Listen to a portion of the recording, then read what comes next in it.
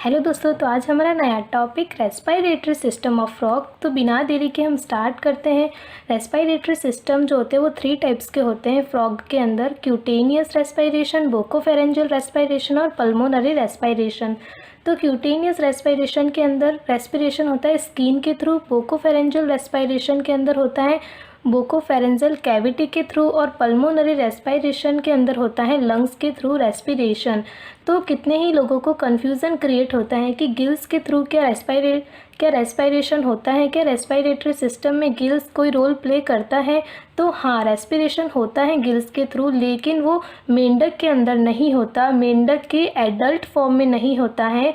जब वो टेडपॉल होता है, जब वो अपने लार्वल स्टेज के अंदर होता है, तो उस वक्त वो अपना रेस्पिरेशन का काम गिल्स के थ्रू करता है। तो ये मेंढक का लार्वा है जिसको हम बोलेंगे टेडपोल। और टेडपोल जब होता है तब वो वाटर के अंदर गिल्स के थ्रू रेस्पिरेशन का काम करता है, क्योंकि फ्रॉग का जो लार्वा होता है टेडपोल वो अंडर वाटर के अंदर ही रहता है, वो बाहर नहीं निकलता, केवल पानी के अंदर ही रहता है। और उस वक्त ना वो अपने रेस्पिरेशन का काम गिल्स के थ्रू करता है और कुछ हद तक स्किन के थ्रू कर देता है। और फिर अगर बात आती है मेंढक की, तो जब लार्वल स्टेज से मेटामॉर्फोसिस के दौरान जब वो मेंढक के अंदर कन्वर्ट हो जाता है, अपने एडल्ट फॉर्म मैच्योर फॉर्म में आ जाता है, तब मेंढक जो होता है वो 3 टाइप के रेस्पिरेशन रोल प्ले करता है। 3 टाइप के रेस्पिरेशन वो यूजेबल में लाता है, जैसे कि क्यूटेनियस रेस्पिरेशन। तो 3 टाइप्स के अंदर ना ये फर्स्ट वाला है क्यूटेनियस। क्यूटेनियस का मतलब होता है कि जब वो एडल्ट फॉर्म में होता है तो वो स्किन के थ्रू भी रेस्पिरेशन का काम करता है। मेंढक जब एडल्ट फॉर्म में आता है, अपनी मैच्योर स्टेज में आता है लार्वल से मेटामॉर्फोसिस के दौरान, तब वो 3 टाइप के रेस्पिरेशन करता है अलग अलग कंडीशंस के अकॉर्डिंग। तो कंडीशंस क्या अप्लाई होती हैं कि जब मेंढक टेरेस्ट्रियल होता है, जब मेंढक भूमि पर होता है, जब वो पानी से बाहर आता है, तो उस वक्त वो अपने रेस्पिरेशन का काम करता है लंग्स के थ्रू, क्योंकि मेंढक में लंग्स भी होते हैं। और जब वो वाइल्ड लैंडिंग, इसका मतलब होता है कि जब वो पानी के अंदर जाने वाला होता है, अगर वो बाहर है, अगर वो भूमि पर है और अगर वो पानी में जाने वाला होता है मेंढक, तो उस वक्त वो अपने रेस्पिरेशन बोकोफेरेंजियल रेस्पिरेशन के थ्रू करता है। बोकोफेरेंजियल जो कैविटी होती है उसके माउथ की, उस माउथ की कैविटी के थ्रू ही वो अपने रेस्पिरेशन का काम कर देता है। और अगर हम बात करें कि अगर मेंढक जो मैच्योर फॉर्म के अंदर है, जो एडल्ट फॉर्म के अंदर है, अगर मेंढक वाटर के अंदर होता है, पानी के अंदर होता है, तो वो अपने रेस्पिरेशन करता है स्किन के थ्रू। उस वक्त अगर हमने गिल्स के थ्रू बता दिया तो वो हमारा रॉन्ग हो जाएगा। जब मेंढक मैच्योर फॉर्म के अंदर होता है, अपनी एडल्ट फॉर्म में होता है मेंढक और पानी के अंदर होता है, तब वो अपने रेस्पिरेशन का काम स्किन के थ्रू करता है, अपनी त्वचा से करता है, इसीलिए हम इसको क्यूटेनियस रेस्पिरेशन बोलते हैं। तो जब पानी के अंदर होता है मेंढक, तब वो स्किन के थ्रू करता है, और जब वो पानी के अंदर जाने वाला होता है तो उस प्रोसेस के अंदर वो बोकोफेरेंजियल कैविटी के थ्रू रेस्पिरेशन करता है। और जब वह भूमि पर होता है, बाहर होता है पानी से, तब वो पल्मोनरी रेस्पिरेशन करता है। तो पल्मोनरी रेस्पिरेशन के अंदर लंग्स आते हैं और बोकोफेरेंजियल कैविटी के थ्रू जो रेस्पिरेशन होता है उसमें मेंढक का जो माउथ होता है उसका सबसे ज़्यादा इम्पॉर्टेंट रोल होता है। और क्यूटेनियस रेस्पिरेशन जब वो पानी के अंदर होता है तब उसका रेस्पिरेटरी ऑर्गन हो जाता है स्किन, यानी कि वो स्किन के थ्रू रेस्पिरेशन करता है। तो ये मेंढक की स्किन है। तो मेंढक की स्किन के अंदर ना, स्किन के पास में ही बहुत सारी ब्लड वेसल्स होती हैं, और ये ब्लड और इन्हीं ब्लड वेसल्स के डिफ्यूज़न के थ्रू है ना गैसों का एक्सचेंज होता है। तो अगर हम बात करें कि स्किन के थ्रू रेस्पिरेशन कैसे होगा, तो मेंढक की जो स्किन होती है वो बहुत ही थिन होती है, पतली होती है और परमिएबल होती है, यानी कि पारगम्य होती है, यानी कि स्किन के पार जाने की जो कैपेसिटी होती है उनकी स्किन के अंदर होती है। इसको हम बोलते हैं परमिएबिलिटी इसका मतलब है कि मेंढक की स्किन बहुत पतली होती है, बहुत ही परमिएबल होती है, आर पार जा सकते हैं, उनके अंदर गैसों का एक्सचेंज बहुत ही आसानी से हो सकता है और उनकी स्किन के अंदर म्यूसिलेज की कुछ ग्लैंड्स होती हैं जिनके थ्रू ये मॉइस्ट होती हैं, बहुत ही नम होती हैं और उसी नमी के कारण ही ये क्या करती हैं, डिफ्यूज़न करती हैं। जैसे ही वाटर, तब स्किन के थ्रू कब होगा, जब ये वाटर के अंदर होगा। तो ये वाटर के अंदर रेस्पिरेशन करने के लिए वाटर के अंदर ही जो ऑक्सीजन होती है वो वाटर के अंदर घुली हुई ऑक्सीजन को अपनी स्किन के थ्रू एब्जॉर्ब कर लेती है। हम बोल सकते हैं कि उनकी स्किन बहुत ही नम होती है, तो उस ऑक्सीजन को डिफ्यूज़न के थ्रू वो अंदर ले लेती हैं और उसी डिफ्यूज़न के थ्रू कार्बन डाइऑक्साइड को बाहर निकाल देती हैं। तो बात आती है कि डिफ्यूज़न क्या होता है। डिफ्यूज़न का मतलब होता है कि high concentration to low concentration.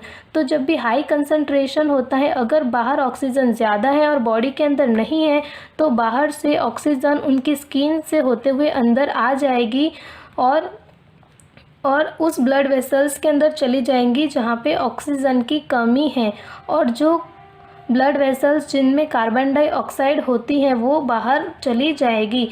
तो डिफ्यूज़न के through high concentration to low concentration का रूल यहाँ पर फॉलो होता है और उसी के थ्रू स्किन के अंदर रेस्पिरेशन का काम होता है। और मेंढक पानी के अंदर स्किन के थ्रू रेस्पिरेशन करता है, क्यूटेनियस रेस्पिरेशन इसी प्रोसेस के थ्रू करता है। जब वह एडल्ट फॉर्म में होता है, मैच्योर फॉर्म के अंदर होता है। और अगर हम बात करें कि जब वो बाहर है और पानी के अंदर जाने वाला होता है, उस प्रोसेस का अंदर ये बोकोफेरेंजियल रेस्पिरेशन का काम करता है।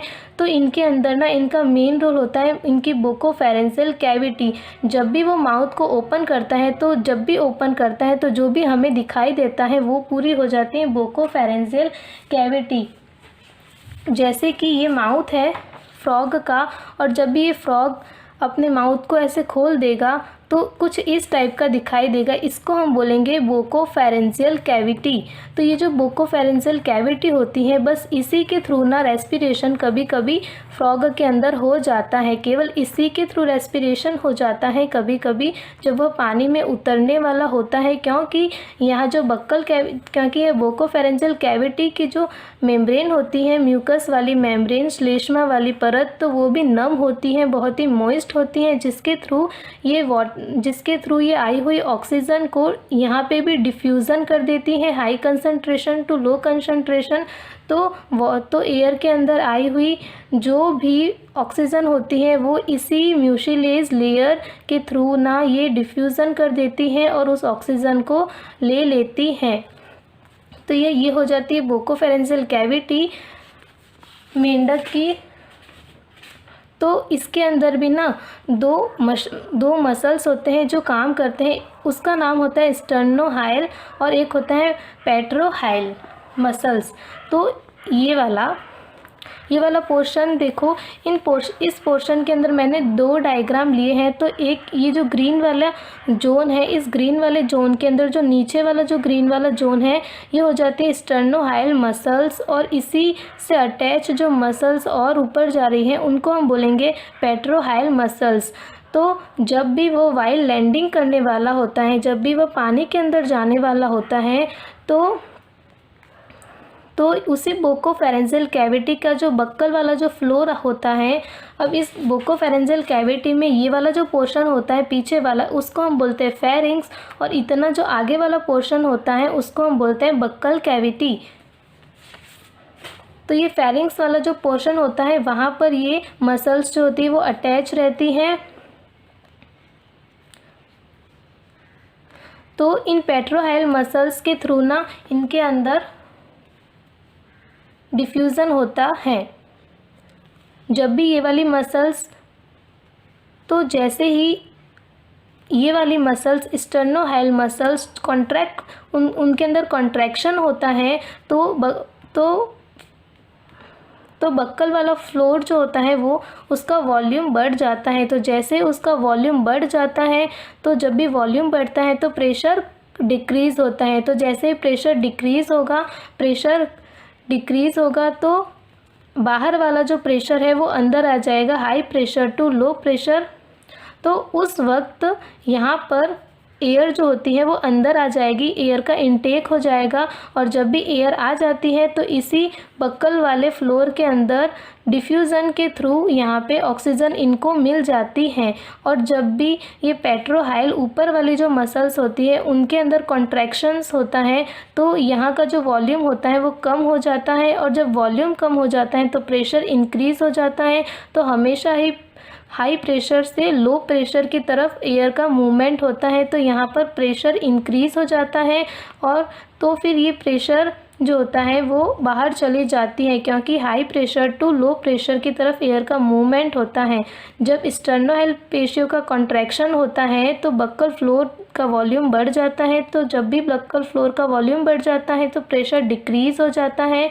तो एयर का मूवमेंट हाई प्रेशर से लो प्रेशर की तरफ होता है, तो बाहर वाला प्रेशर ज़्यादा हो जाता है, अंदर वाला कम हो जाता है। इसीलिए बाहर की एयर बॉडी के अंदर इनटेक कर देती है और इसी वाले पार्ट के अंदर आकर के डिफ्यूज़न के थ्रू यहाँ पे रेस्पायरेशन हो जाता है।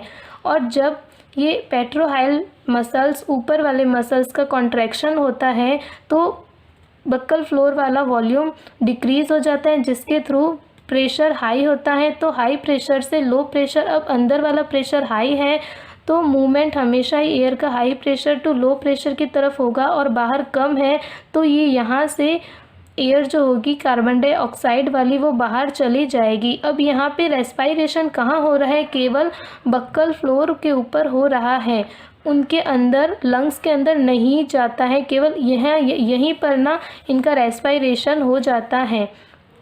तो ये वाली बात हमें क्लियर हो चुकी है। स्टर्नोहाइल मसल्स और पेट्रोहाइल मसल्स यहाँ पे अपना रोल प्ले करते हैं। अब बात आती है पल्मोनरी रेस्पायरेशन की। तो ये सबसे इम्पॉर्टेंट होता है हमारा पल्मोनरी रेस्पायरेशन, जो लंग्स के थ्रू होता है। तो चलो हम पल्मोनरी रेस्पायरेशन देखते हैं। ये है मेंढक का पल्मोनरी रेस्पायरेशन। तो पल्मोनरी रेस्पायरेशन हमेशा ही लंग्स के थ्रू होता है। तो पल्मोनरी रेस्पायरेशन के अंदर हमारे पास दो पॉइंट ऑफ व्यू आएंगे पढ़ने के लिए। एक तो आएगा रेस्पायरेटरी ट्रैक और दूसरा आएगा मैकेनिज्म ऑफ रेस्पायरेशन। तो रेस्पायरेटरी ट्रैक के अंदर हमें क्या पढ़ना है? External nares, nasal chamber, internal nares, buccopharyngeal cavity, glottis, laryngotracheal chamber, bronchi और लंग्स। तो चलो हम स्टार्ट करते हैं हमारा रेस्पायरेटरी ट्रैक। तो हम सबसे पहले पढ़ेंगे हमारा ये वाला पोर्शन। तो ये वाला मेंढक का पोर्शन है और मेंढक का ये जो माउथ होता है वो बंद है। तो जब भी मेंढक का माउथ बंद होगा उसके ऊपर पेयर के अंदर हमें एक्सटर्नल नेरिस दिखाई देंगे। तो सबसे पहले एयर आती है एक्सटर्नल नेरिस के थ्रू, किसके अंदर चली जाएगी? नेजल चैम्बर के अंदर। अब यहाँ पे ना कुछ छोटे छोटे सैक लाइक स्ट्रक्चर होती है, वहाँ पे एयर चली जाती है और उसके बाद यहाँ से किस में आ जाती है? Internal Nereis. ओके, तो ये इंटरनल नेरिस क्या होता है? तो जब भी मेंढक अपना माउथ खोल देता है तो उसको एक ऐसा स्ट्रक्चर दिखाई देता है जिसको हम बोलते हैं बोकोफेरेंजियल कैविटी। तो पीछे वाला पोर्शन फेरिंग्स और इतना वाला हो जाता है बक्कल कैविटी। तो बक्कल कैविटी के अंदर ये जो हमें दिखाई दे रहे हैं ब्लैक नोट्स, उनको हम बोलेंगे ये हो जाएंगे हमारे इंटरनल नेरिस। फिर एयर आ जाती है हमारे इंटरनल नेरिस के अंदर और इंटरनल नेरिस के अंदर आ जाने के बाद में एयर किस में चली जाती है? यही हमारी बोकोफेरेंजियल कैविटी, मतलब कि इंटरनल नेरिस यहीं पे प्रेजेंट है बोकोफेरेंजियल कैविटी के अंदर। फिर ये यहाँ से इंटरनल नेरिस के अंदर आ जाने के बाद में एयर चली जाती है ग्लॉटिस वाले पोर्शन में।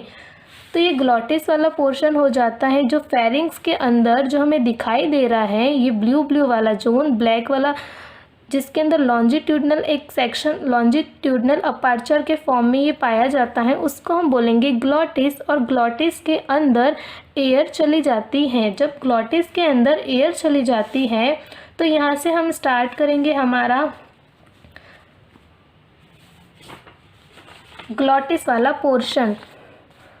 तो ये वाला जो हमें पोर्शन दिखाई दे रहा है तो ये हो जाएगा हमारा ग्लॉटिस वाला पोर्शन, ये वाला पोर्शन हो जाएगा हमारा ग्लॉटिस वाला। अब यही जो कैविटी थी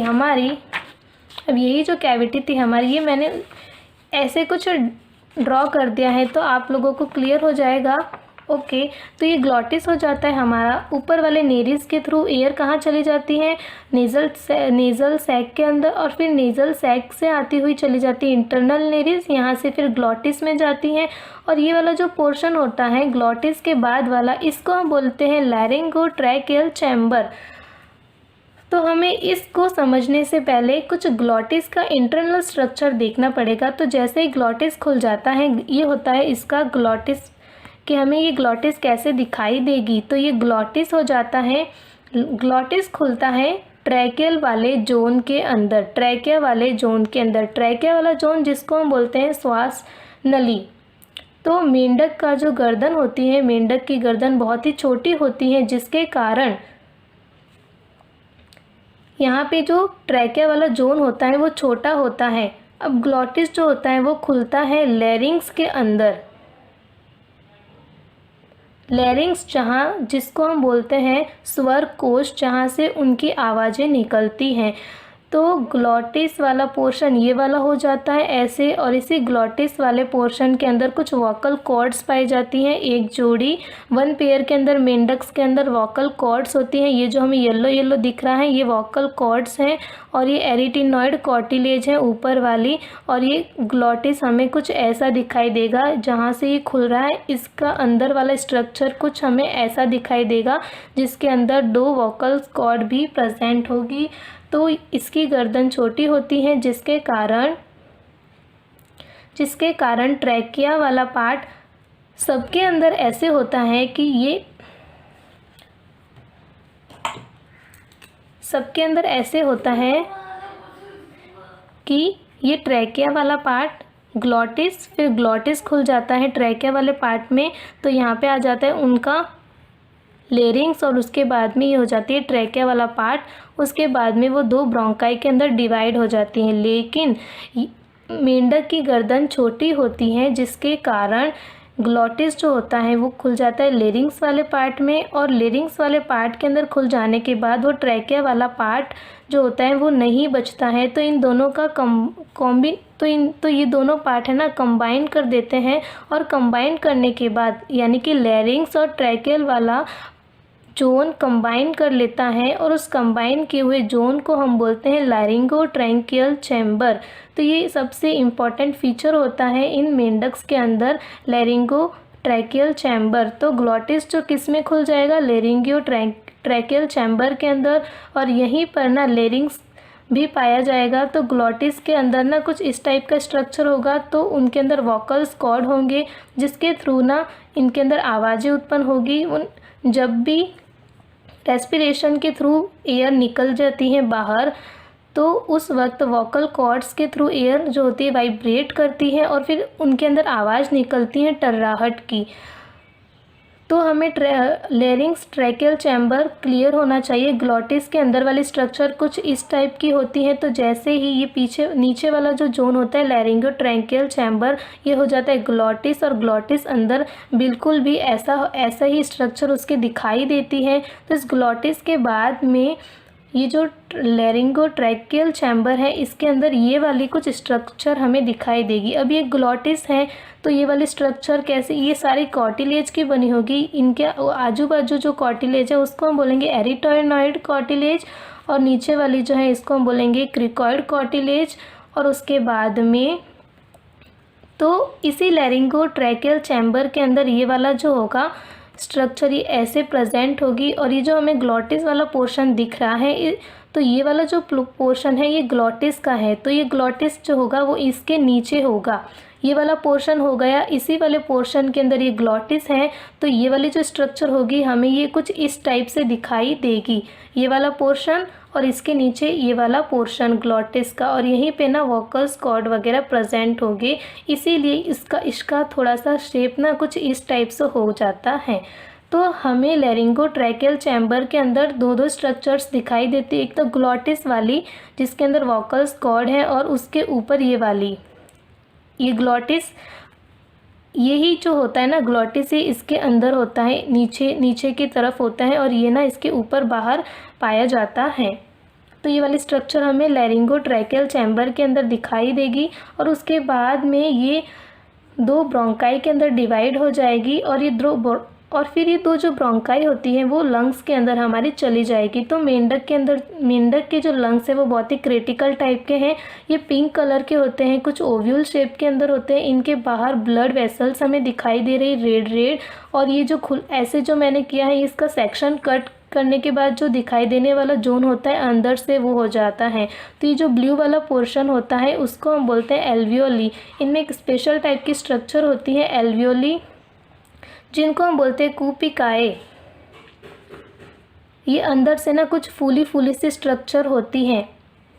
तो हमें रेस्पिरेटरी ट्रैक क्लियर हो चुका। एक्सटर्नल नेरिस के बाद ही चली जाती है नेज़ल सैक के अंदर। उसके बाद में इंटरनल नेरिस के अंदर आ जाने के बाद में चली जाती है ये ग्लॉटिस वाले पोर्शन में चले जाने के बाद चली जाती है लैरिंगो ट्रैकियल चैम्बर, और यहाँ से ब्रोंकाई, और ब्रोंकाई से लंग्स के अंदर। अब हम इसकी लंग्स की स्ट्रक्चर देखेंगे कि मेंढक के अंदर लंग्स की स्ट्रक्चर कैसी होती है। तो मैंने लंग्स का ट्रांसफर सेक्शन में इसको दिखा रही हूँ कि लंग्स की स्ट्रक्चर ना कैसी होती है। तो ये इसका ट्रांसफर सेक्शन हो जाता है मेंढक के लंग्स का। तो जब भी हम इसको ट्रांसफ़र ऐसे सेक्शन कट करके देखेंगे तो लंग्स के अंदर ना 3 लेयर्स होती हैं। सबसे बाहर वाली होती है पेरिटोनियम लेयर, सेकेंड वाली होती है कनेक्टिव टिश्यू वाली लेयर, और थर्ड वाली होती है एपिथीलियम लेयर। तो जो बाहर वाली लेयर होती है, अब लंग्स के अंदर ना सेप्टा प्रेजेंट होते हैं, कुछ फोल्ड्स पाए जाते हैं। मैंने इसका ऐसे वाला सेक्शन लिया है। अगर हम इसको इमेजिन करके देखें तो ये वाले जो हमें दिखाई दे रहे हैं ना, ये क्या हो जाते हैं, सेप्टा हो जाते हैं। ये वाला जिसके थ्रू, ये जो ब्लू वाला पोर्शन है ना, ये वाला, तो ये किसके थ्रू बन जाता है, सेप्टम के थ्रू। तो ये जो हो जाते हैं ना, इनको हम बोलते हैं, ये क्या हो जाते हैं, हमारे कुछ सेप्टा हो जाते हैं। तो लंग्स के अंदर सेप्टा होने का रीज़न ही यही है कि जो बाहर वाली जो लेयर होती है वो अंदर नहीं धंसती है, वो केवल बाहर ही होती हैं। और जो अंदर वाली जो लेयर होती है, सेकेंड वाली कंजक्टिव टिश्यू ये वाली, और थर्ड वाली एपिथेलियम लेयर, ये दोनों ही लेयर ना कुछ फोल्ड्स बनाती हैं ताकि जो लंग्स का जो सरफेस होता है अंदर वाला, वो सरफेस कुछ गुना बढ़ जाए और रेस्पिरेशन का काम और ज़्यादा इजी हो जाए। अब लंग्स के अंदर एयर आने के बाद रेस्पिरेशन कहाँ हो जाता है, सबसे पहले तो लंग्स की मैंने तीनों लेयर्स बता दी। उसमें से एक तो फोल्ड नहीं होती, लेकिन जो 2 लेयर्स होती है कंजक्टिव टिश्यू वाली और अंदर वाली एपिथेलियमी वाली लेयर, तो ये दोनों ही फोल्ड होकर के कुछ सेप्टम बना देती हैं, सेप्टा क्रिएट कर देती हैं। ऐसा ये जो हमें दिखाई दे रहा है ना पोर्शन, ये वाला सेप्टा हो जाता है ताकि अंदर वाला रीजन जो होता है वो थोड़ा और बढ़ जाए। तो कुछ फोल्ड्स क्रिएट कर लेती हैं और उस फोल्ड्स क्रिएट करने के बाद में वो सेप्टम बना देती हैं। तो उसके बाद में तो सेप्टम बना देती है। और ये जो कनेक्टिव टिश्यू होता है, इनके अंदर 2 स्ट्रक्चर देखने को मिलती है। एक तो ये जो हमें रेड रेड दिखाई दे रही है, इनको हम बोलेंगे आरबीसी, रेड ब्लड सेल्स होती हैं। और ये जो होती हैं रेड कलर का, ये हो जाती हैं ब्लड वेसल्स हो जाती हैं, ये ब्लड वेसल्स। और ये इन्हीं ब्लड के अंदर रेस्पिरेशन के अंदर गैसों का एक्सचेंज होता है।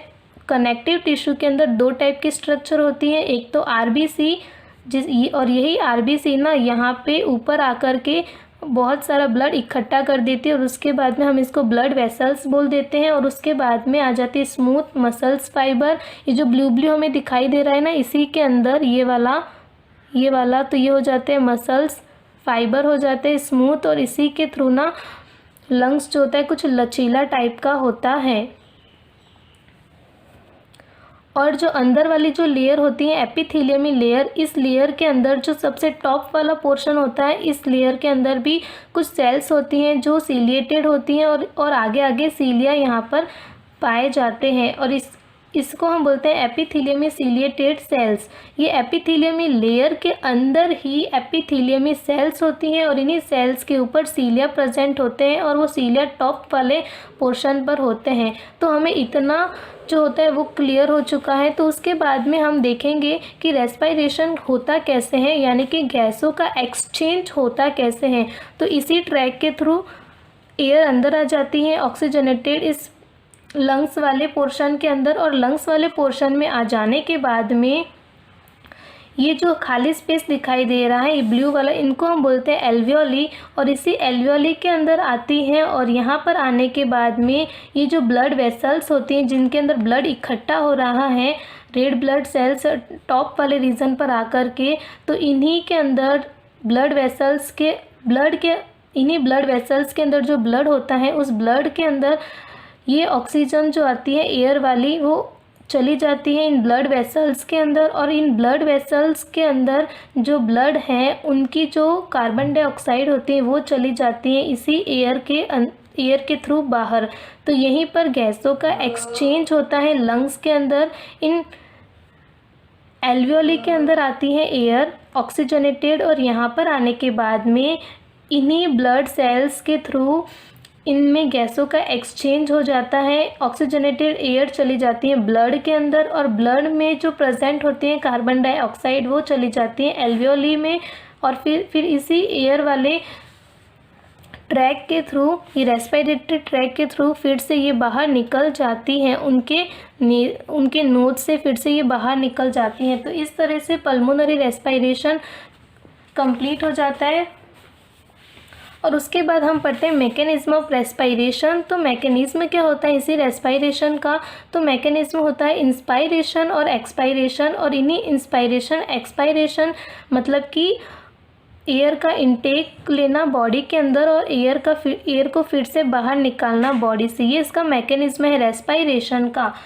और रेस्पिरेशन का मेन रोल होता है कि इनमें गैसों का एक्सचेंज होता है। ऑक्सीजनेटेड एयर ब्लड के अंदर चली जाती है, और ब्लड की जो डीऑक्सीजन होती है, कार्बन डाइऑक्साइड होती है, CO2, वो फिर एयर के अंदर आकर के उस एयर को बाहर निकाल देती हैं। तो मैकेनिज्म जो होता है रेस्पिरेशन का वो 2 स्टेप के अंदर होता है, इंस्पायरेशन एयर को अंदर लेना और एक्सपायरेशन एयर को बाहर निकालना। तो ये दोनों ही प्रोसीजर जो होते हैं वो किसके हेल्प से होते हैं? उनके मसल्स के हेल्प से होते हैं, कॉन्ट्रैक्शन ऑफ मसल्स। तो जो इंस्पायरेशन होता है बॉडी के अंदर जो इनटेक होती है एयर, उनके अंदर ना स्टर्नोहाइल और पेट्रोहाइल जो मसल्स होती हैं वो दोनों ही अपने इम्पॉर्टेंट रोल प्ले करती हैं।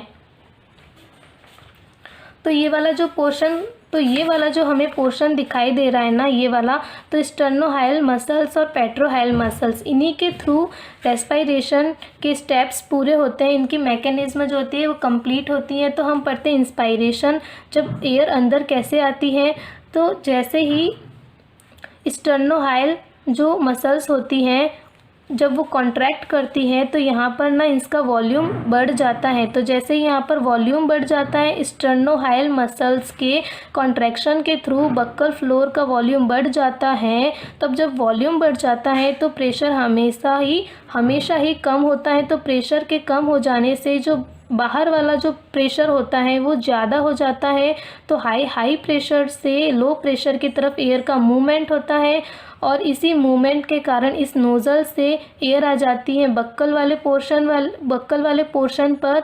और यहाँ पर आ जाने के बाद में ये जो पेट्रोहाइल मसल्स होता है, ऊपर वाला मसल्स, ये फिर से क्या करता है, जब एयर अंदर आ जाती है तब ये मसल्स क्या करता है कि फिर से कॉन्ट्रैक्ट करता है, जिसके थ्रू यहाँ पर क्या हो जाता है, बक्कल फ्लोर का वॉल्यूम कम हो जाता है। और जब वॉल्यूम कम हो जाता है तो प्रेशर हाई होता है। तो अब लंग्स के अंदर हम बात कर रहे हैं, पल्मोनरी रेस्पिरेशन की बात कर रहे हैं। मैंने डायग्राम इसी का बताया है, कोई बात नहीं। तो पल्मोनरी के अंदर अब लंग्स वाला पार्ट भी आएगा। तो लंग्स वाले पार्ट के लिए फिर यहाँ पर ना पेट्रोहाइल मसल्स के कॉन्ट्रैक्शन से वॉल्यूम कम हो जाता है और प्रेशर बढ़ जाता है। तो लंग्स के अंदर प्रेशर कम है तो हाई प्रेशर से लो प्रेशर की तरफ जाएगा। तो लंग्स के अंदर ये एयर का मूवमेंट होगा, और फिर लंग्स के अंदर आने के बाद में ये लंग्स जो होता है वो फूल जाएगा, यानी कि लंग्स के अंदर तक एयर आ चुकी है। अब लंग्स के अंदर गैसों का एक्सचेंज होगा उसी एल्वियोली और ब्लड वेसल्स के अंदर, और उसके बाद में एक्सचेंज होने वाली जो CO2 होती है तो उसको बाहर निकालने के जो प्रोसीजर होती है उसको हम बोलेंगे एक्सपायरेशन। तो बाहर निकालने के लिए कॉन्ट्रैक्शन ऑफ लंग्स होगा, लंग्स जो होगा उसका कॉन्ट्रैक्शन होगा, लंग्स पिचकेगा। तो जैसे ही लंग्स पिचकेगा तो उसका वॉल्यूम क्या हो जाएगा, कम हो जाएगा, और जैसे उसका वॉल्यूम कम हो जाएगा तो वहाँ पे प्रेशर बढ़ जाएगा। तो यहाँ पे प्रेशर बढ़ गया और बाहर का प्रेशर कम है, तो ये यहाँ से लंग्स से एयर किसके अंदर आएगी, CO2 वाली बक्कल वाले पोर्शन के अंदर आएगी। और बक्कल वाले पोर्शन के ऊपर आने पर फिर यहाँ का जो पोर्शन होगा वो थोड़ा सा फूल जाएगा, और फूल जाने के बाद में फिर से स्टर्नोहाइल जो मसल्स होती हैं, ये वाली मसल्स वो कॉन्ट्रैक्ट होगी, जिसके थ्रू वॉल्यूम बढ़ जाएगा और प्रेशर यहाँ पर कम हो जाएगा। तो जैसे ही प्रेशर कम होता है तो फिर से एयर अंदर आने के लिए नोज़ को खोलती है, लेकिन ये नोज़ खुल जाने के बाद में ये अंदर लेने से पहले एयर को क्या कर देती है, जो CO2 वाली एयर होती है उसको बाहर निकाल देती है। तो ये हो जाता है हमारा इंस्पायरेशन और एक्सपायरेशन मैकेनिज्म। तो उसके लिए मैंने एक डायग्राम ड्रॉ किया है, इसमें आपको और क्लियरिटी और क्लियर समझ में आ जाएगा। तो ये मैकेनिज्म ऑफ रेस्पायरेशन हो जाता है। तो इंस्पायरेशन के अंदर मैंने क्या बताया कि जब भी O2 ऑक्सीजनेटेड होती है वो नोज़ के थ्रू अंदर आती है, तो बक्कल फ्लोर जो होता है, सबसे पहले तो यहाँ पे रोल किसका प्ले होता है, मसल्स का। ठीक है, तो ये अंदर आती क्यों है, एयर अंदर क्यों आती है, अंदर कब आएगी, जब इसका वॉल्यूम जो होगा वो बढ़ जाएगा और प्रेशर कम हो जाएगा, तो बाहर का प्रेशर ज़्यादा होगा, तो फिर ये हाई प्रेशर से लो प्रेशर की तरफ एयर आती है। लेकिन वॉल्यूम बढ़ेगा कब, जब यहाँ की जो पेशियाँ होती हैं, स्टर्नोहाइल पेशियाँ नीचे वाली होती हैं। तो जब स्टर्नोहाइल जो पेशियाँ होती हैं, जब वो कॉन्ट्रैक्ट करेगी, जब वो संकुचित हो जाएगी, जब उन पेशियों का कॉन्ट्रैक्शन होता है, तब एयर जो होती है वो अंदर आ जाएगी, क्योंकि वॉल्यूम बढ़ जाएगा और प्रेशर कम हो जाएगा। तो बाहर वाला प्रेशर ज़्यादा है, तो एयर जो होगी वो अंदर आ जाएगी। अब एयर अंदर आ जाने के बाद में ये दो डायग्राम बनेंगे इंस्पायरेशन के अंदर। तो एयर अंदर आ जाने के बाद में क्या होता है कि जो पेट्रोहाइल वाली जो पेशियाँ होती हैं, इन्हीं बक्कल की, ये फिर ऐसे कॉन्ट्रैक्ट करेगी इस वाले डायग्राम में। जब वो ऐसे कॉन्ट्रैक्ट करेगी तो इसी का वॉल्यूम फिर से कम हो जाएगा और प्रेशर बढ़ जाएगा। तो लंग्स के अंदर प्रेशर कम है, तो बढ़ा हुआ प्रेशर किस में चला जाएगा, ये वाला हो जाता है गलेट, और ये हो जाता है लारिंगो ट्रैकियल चैम्बर। तो गलेट्स तो ग्लॉटिस से होकर के लारिंगो ट्रैकियल चैम्बर से होकर के लंग्स के अंदर चला जाएगा, और लंग्स के अंदर जाने के बाद में लंग्स जो होता है वो फूल जाएगा, क्योंकि इसमें ऑक्सीजनेटेड एयर आ चुकी है। अब ये एक्सचेंज हो जाएगी, अब यहाँ पर गैसों का एक्सचेंज हो जाएगा उन्हीं एल्वियोलाई और ब्लड वेसल्स के थ्रू,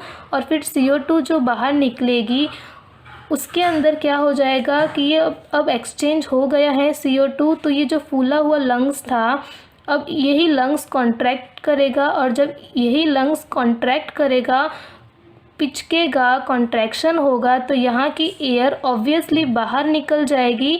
तो बाहर यानी कि इस वाले पोर्शन के अंदर आ जाएगी। तो लंग्स जैसे ही कॉन्ट्रैक्ट करेगा तो लंग्स का वॉल्यूम कम होगा और प्रेशर ज़्यादा होगा। तो हाई प्रेशर से लो प्रेशर की तरफ एयर का मूवमेंट होगा, तो यहाँ पर प्रेशर ज़्यादा होगा और यहाँ पर कम। तो एयर आसानी से यहाँ से लंग्स से होती हुई बक्कल वाले पोर्शन पर चली जाएगी, और बक्कल वाले पोर्शन में आ जाने के बाद में ये क्या करेगी, अब CO2 यहाँ पे आ गई है, तो यहाँ पर आ जाने के बाद में ये क्या हो जाएगा कि यहाँ पे भी ये जो मसल्स होती हैं, स्टर्नोहाइल मसल्स, इन मसल्स के नीचे कॉन्ट्रैक्शन होगा, क्योंकि ये एयर आ रही है अंदर। जब यहाँ पे CO2 वाली एयर आएगी तो यहाँ पे वॉल्यूम बढ़ेगा, क्योंकि मसल्स जो होते हैं वो उसने कॉन्ट्रैक्ट किया।